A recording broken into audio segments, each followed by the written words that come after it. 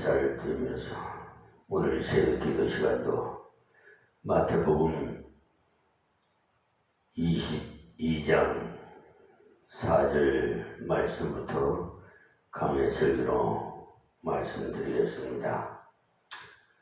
다시 다른 종들을 보내며 가로되 청하는 사람들에게 이르기를 내가 오찬을 준비하되 나의 소와 살찐 짐승을 잡고 모든 것을 갖추었으니 혼인잔치에 오소서 하라 하였더니 아멘.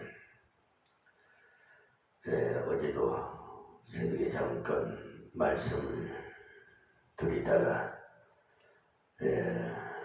유튜브 방송에 시간 타임이 되어서 다 말씀을 드리지 못해서 다시 리바이벌로 말씀을 드리는 것이니 양지하시기 바랍니다. 보통 사람 같으면 그놈들 복을 더는구나라고 하고 그만뒀을 텐데 하나님으로 비유된 이 임금은 이번에 보냈던 종이 인상이 별로 안 좋았던가 보다.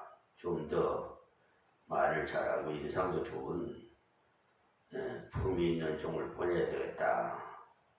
그래서 설명을 얼마나 잘했느냐. 임금께서 다 준비하시기 때문에 축의금 같은 것을 가지고 갈 부담도 없으니까 잔치에만 참석하라고 이렇게 초청장을 보낸 겁니다.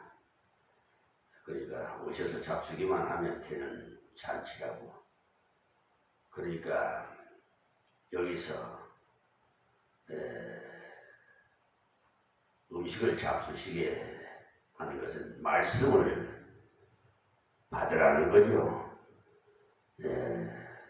가만히 보면 예수 안 믿는 남편은 아내가 교회에 무엇이나 좋은 거 다 갖다 주는 줄로 여기는 그런 분들이 간혹 있어요. 저는 교인들에게 그렇게 가르칩니다.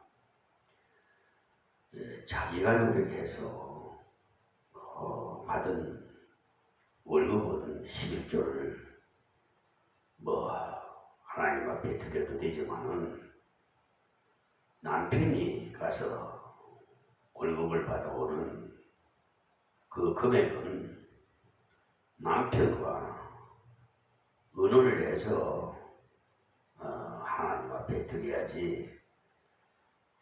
그렇지 않고 일방적으로 그렇게 하나님 앞에 드리면 가정 불화가 일어나고 마귀 사탄이 틈타서 오히려 하나님의 그 역사의 효과를 가져오기 때문에 상의를 해서 하나님께 드리라고 합니다.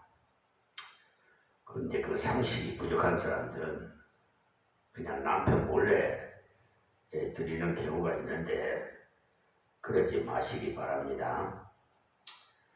그런데도 남편이 예를 들어서 자세하게 말씀을 드렸는데도 불구하고 거부 반응을 하면은 하지 마세요.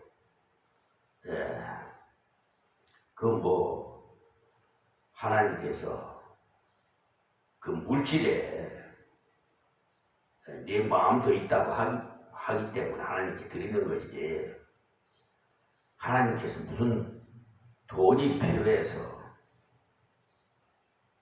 여러분 그렇게 우리 인간적인 육적인 생각을 버리십시오. 그러니까 하나님은 평화를 원하고 화목하기를 원하고 가정이 행복하기를 원하지, 그렇게 불안을 일으키시는 하나님이 아니십니다. 유념해 주시기 바랍니다.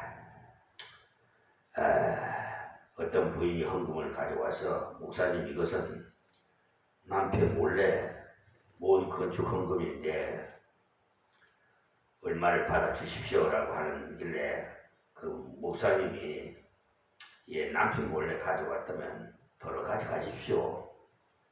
아마 저와 같은 그런 말을 했는 것 같아요. 성경고에 거짓말하는 분은 어찌 넣겠습니까? 남편에게 허락을 받고 가져오시든지요 라고 했답니다. 그 부인 생각에도 남편한테 말했다면 몰래 빼돌린 돈이 있었구나 하면서 벼락이 떨어질 건데 고민하면서 결국 고백을 했답니다.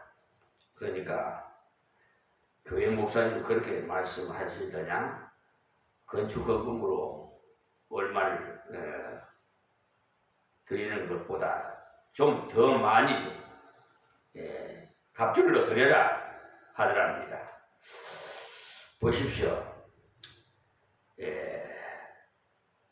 미리 마귀 사탄에게 미혹당을 해가지고 그냥 그렇게 일방적으로 하는 것보다 벌써 은은을 하고 고백을 하니까 남편 마음도 성령이 감동을 주셔서 그 건축 하나님 집을 건축하는데 그거하고 되겠느냐?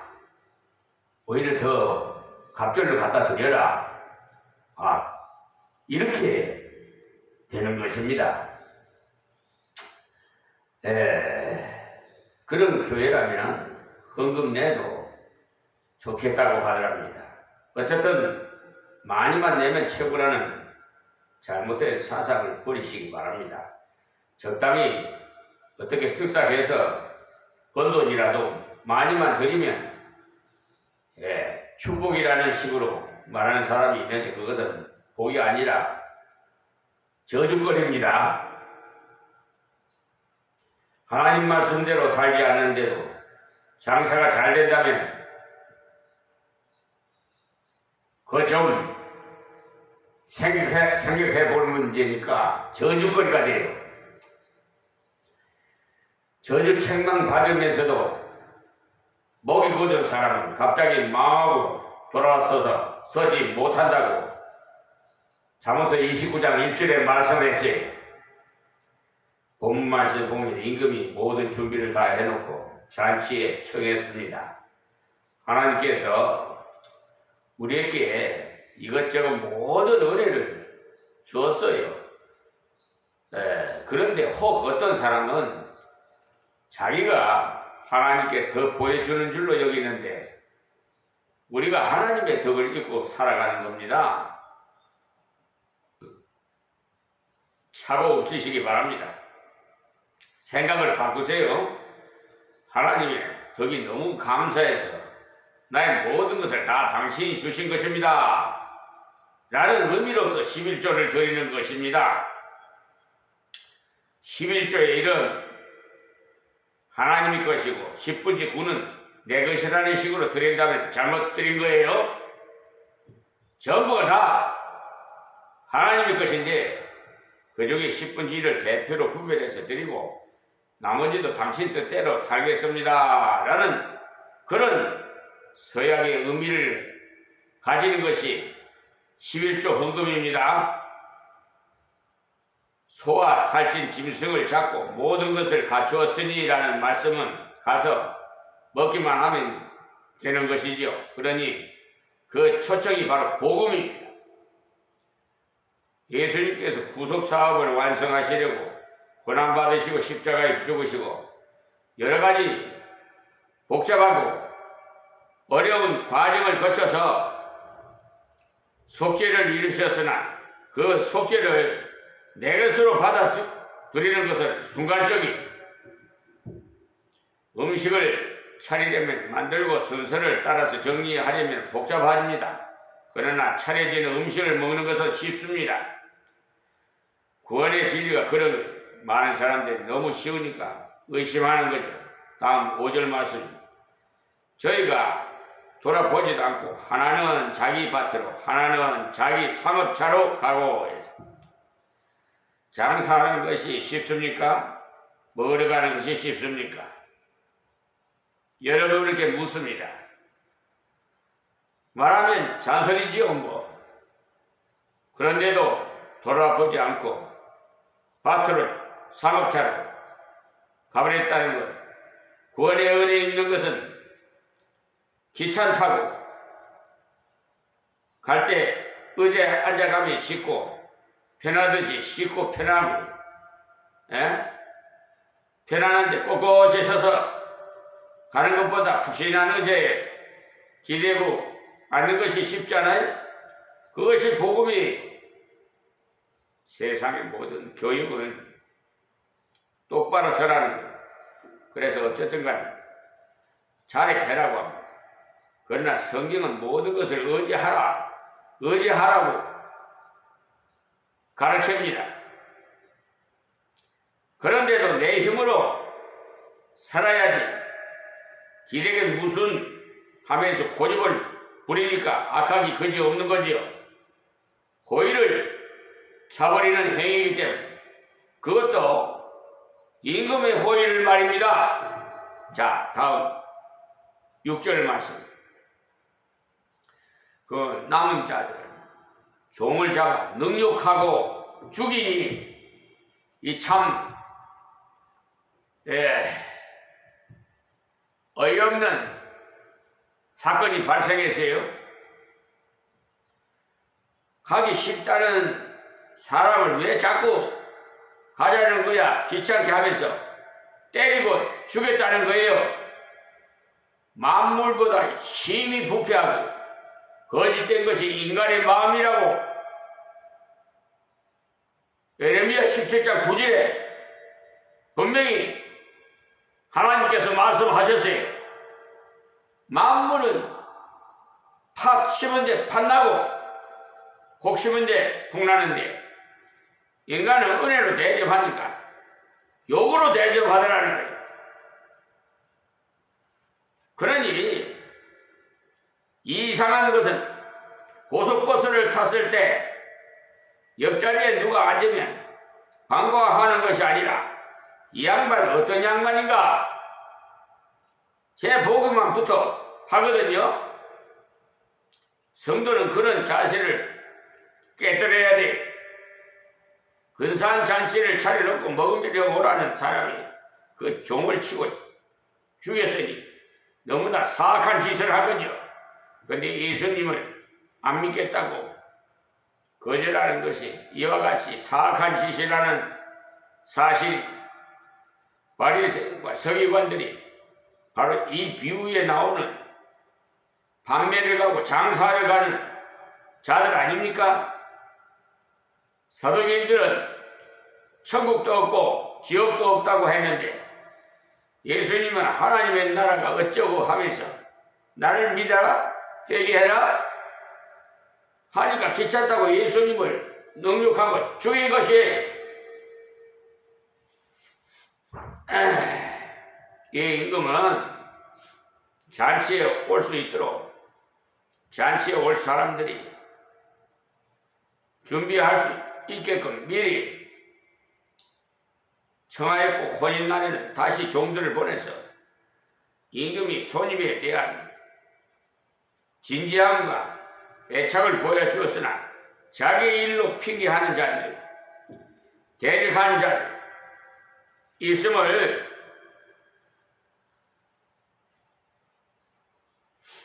보이신 것은 인간의 사악하고 특히 유대인의 사악함을 일깨우는 것입니다. 하나님께서 구약시대부터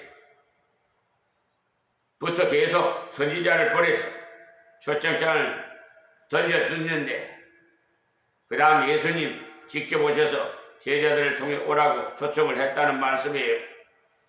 7절 말씀에 임금이 노아의 군대를 보내 그 살인한 자들을 진멸하고 보십시오. 그 동네를 불사르고 그랬어요. 그러니까 대적하는 자들은 심판당한다는 말씀이에요. 반드시 하나님은 대적자를 심판하십니다.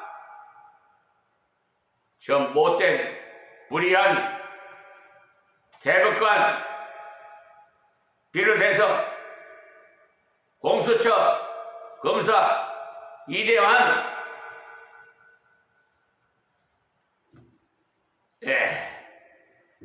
회장이 됩니다. 자, 그 외에도 한 200~300명이 대적했어요. 불이한 처분과 판단을 했다 이 말입니다. 판결을 했다. 자, 8절 말씀에 이에 종들에게 이르되 혼인잔치는 예비되었으나 청한 사람들 합당치 아니하니. 여기에 청해도 안 오니까 합당치 못한 거죠. 호의도 받을 줄도 알아야지. 너무 거절하면 안 되죠. 지금은 더더욱 아이들에게 아무나 따라가지 못하도록 교육시키지요. 어떤 아저씨가 선물 주면 받지도 말고 따라가지도 말아라 이렇게 주의를 시킵니다. 하도 사회가 사악하니까, 험악하니까 그러지 않아요? 그래서 그런지 지나가다 귀여워서 머리 좀 쓰다듬으면 움찔하고 쳐다봐요. 유괴범인 줄 알고 말이에요. 정말 강박한 세상이 되어버렸어요. 저 어느 나라는 정말 우리나라 그 법과 같은 줄 알고 지나가다가 어린애가 귀여워서 머리 쓰다듬었더니 그게 그 나라의 법에 저촉이 돼서 잡혀가서 처벌을 받았대. 그러니까 각 나라에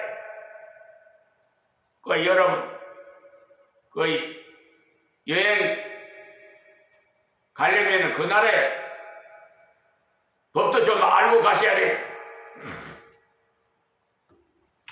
자, 9절 말씀이에요.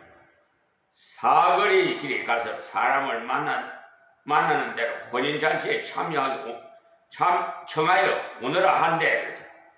그러니까 사람이 악하다고 해서 하나님의 은혜가 중단되지 않다는 것을 말합니다. 인류 역사에도 그랬고 선교 역사에도 그렇고 바울사도가 선교하러 갔을 때 언제든지 유대인의 회당부터 찾아갔어요. 회당에는 유대인들이 모이기 때문에.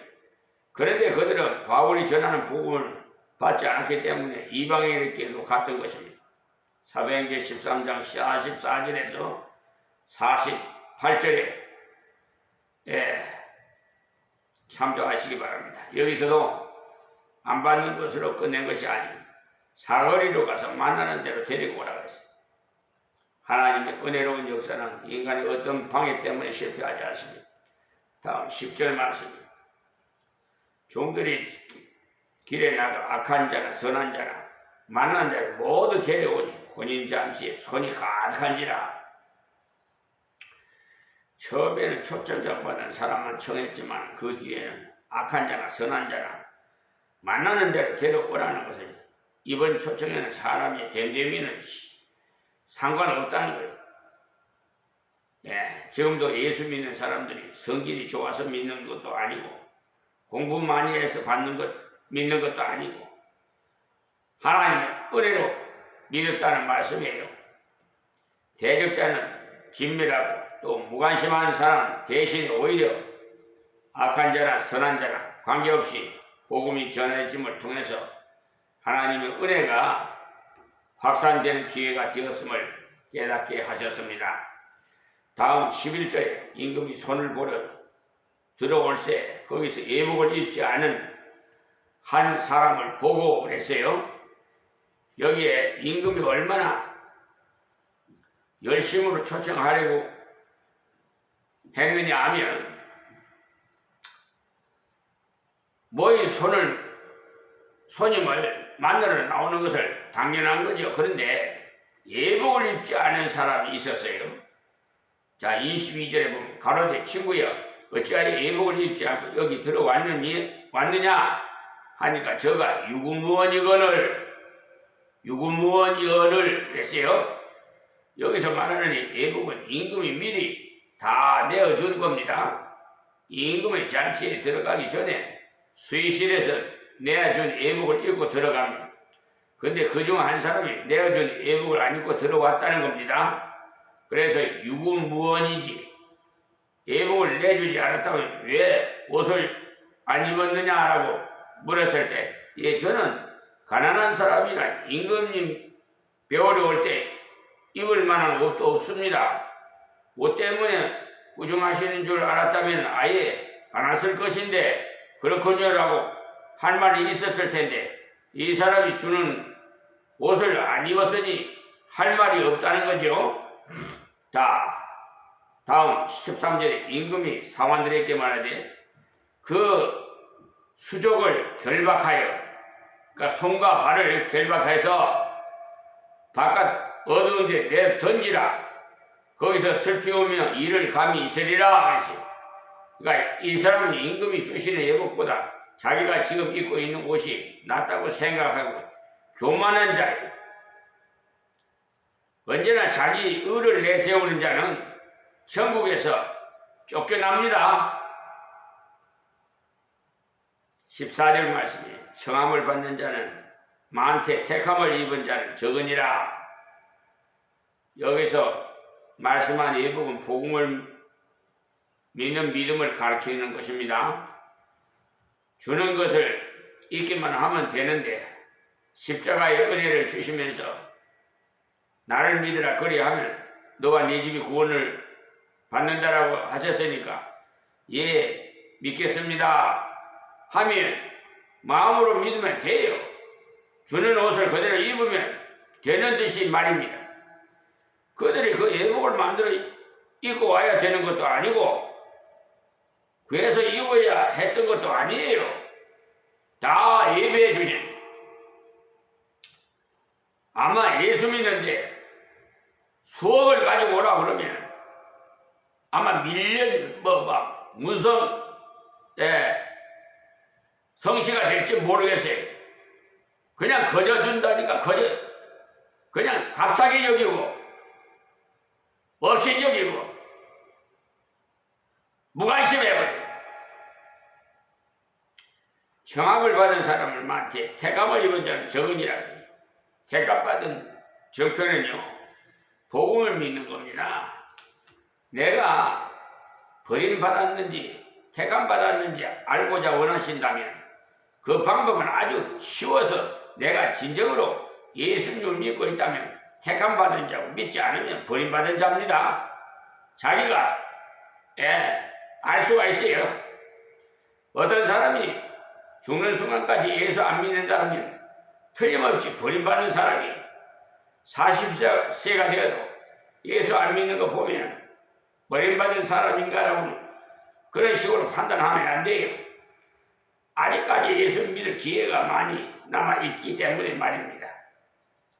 저 사람이 택함받은 사람인가 아닌가를 아는 방법은 예수 믿느냐 안 믿느냐 그것밖에 알 길이 없어요.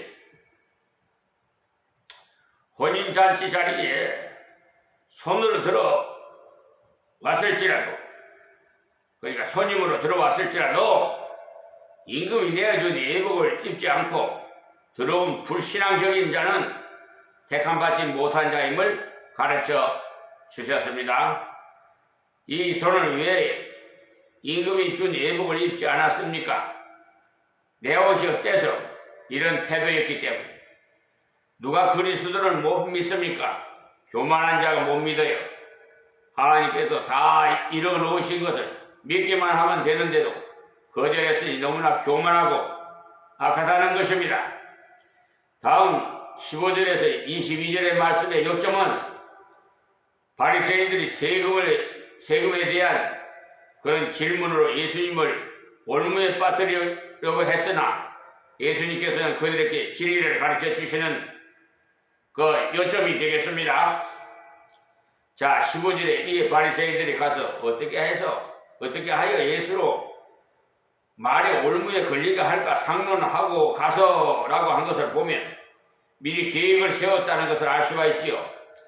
이들은 주님의 말씀을 듣고 우리가 하나님의 은혜를 받아들이지 않았구나, 잘못되었구나라고 생각하면서 회개할 마음이 생긴 것이 아니라 우리 들으라고 저런 말 하지, 장사하러 갔다는 사람 우리를 두고 하는 말이야 하면서 주님을 넘어뜨릴 계획을 세웠다는 말씀이에요.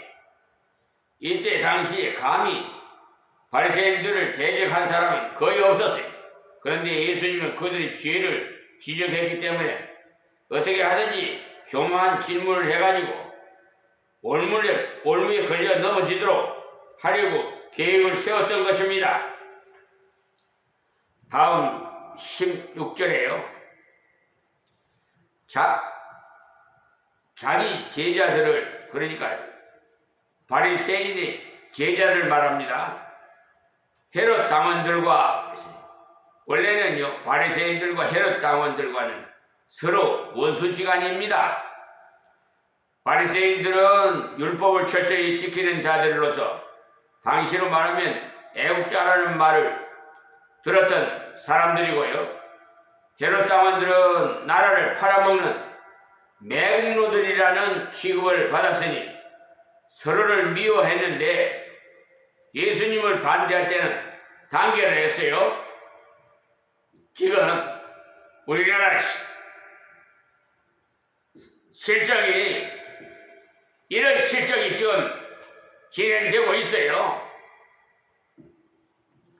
정말 나라를 위해서 애쓰는 사람이 있는가 하면 나라를 퍼주려고 하는 매국노 같은 자가 있다 이 말이에요. 참 누군지 여러분 시청자들이 판단하십시오. 함께 예수께 보내어 말하되 선생님이여 우리가 아노니 당신은 참되시고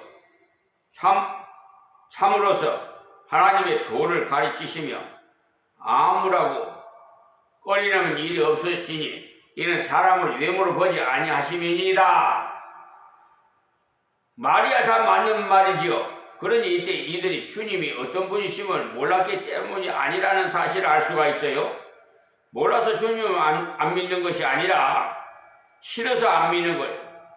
예수님께서 하신 말씀을 옳다는 것은 다 알고 있었던 것입니다. 예수님이 경계의 태세를 갖지 못하도록 칭찬을 해서 자기들이 올무에 걸려 들게 하려고 한 16절의 말은 다 옳은 말이에요. 참되시고 라는 말도 옳은 말이고요.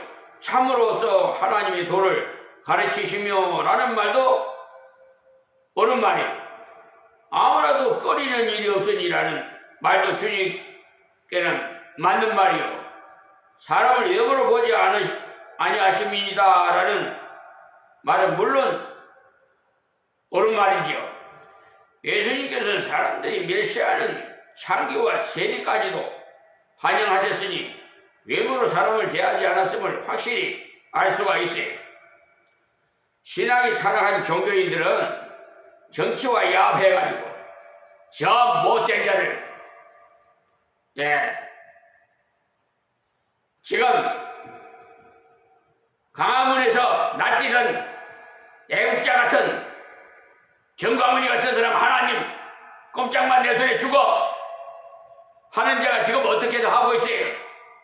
정치와 야합에서. 왜? 참 이런 지난날에 경영 거기에 찬반이 왜 갈라지고 그분이 뭐 자익이니 왜 그런 것이 생기고 왜 그런데 이 기독교가 왜 참여했는지 참으로 아이러니해요. 난 정말 그분들이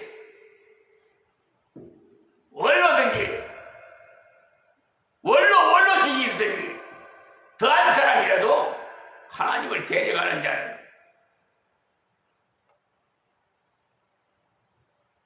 여지 없어요. 처벌해요. 주님 앞에 가서 책망받을 짓이나 많이 하세요.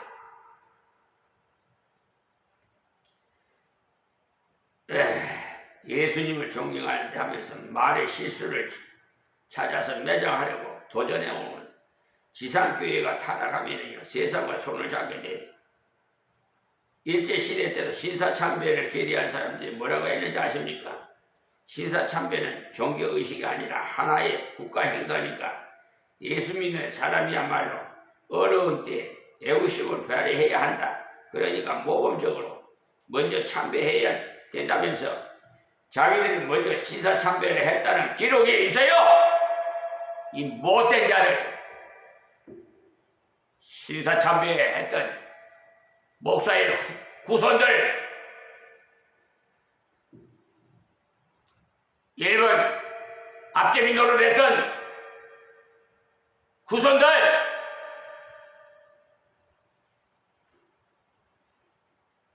신앙이 타락하면 교회가 꼭 세상 세력을 얻어요.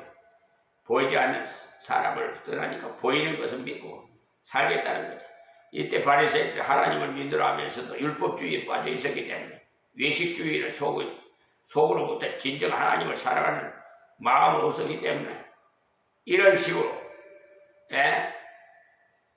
하고 있어요. 그 때문에 복음의 길을 막는 것은 세상 사람이나 세상 세력이 막는 것보다도 타락한 그리스도인들이 더 막는다는 것을 알아야 돼요. 누구를 보니까 도저히 예수 믿을 마음이 없더라는 사람이 얼마나 많아요. 왜? 한국 교회들이 떠납니까? 무디가 지금으로부터 1500년 전 사람이었지만 이런 말을 했어요. 교회의 영적 타락이 하나님의 영광 가리우는 것이지 세상의 타락이 하나님의 영광을 가리우는 것이 아니라는 것입니다. 오늘 여기서 말씀해 하나님 감사합니다. 말씀을 이 비천한 종이 전하사오니 복된 자 듣는 자들마다 아버지 복에 복을 더해 주시옵시고 이방인들도 다 구원해 주시고 하나님을 대적하는 자들은 거기에 응징하여 심판하시옵소서. 만천하여 알게 하옵소서. 예수님의 이름으로 기도합니다. 아멘.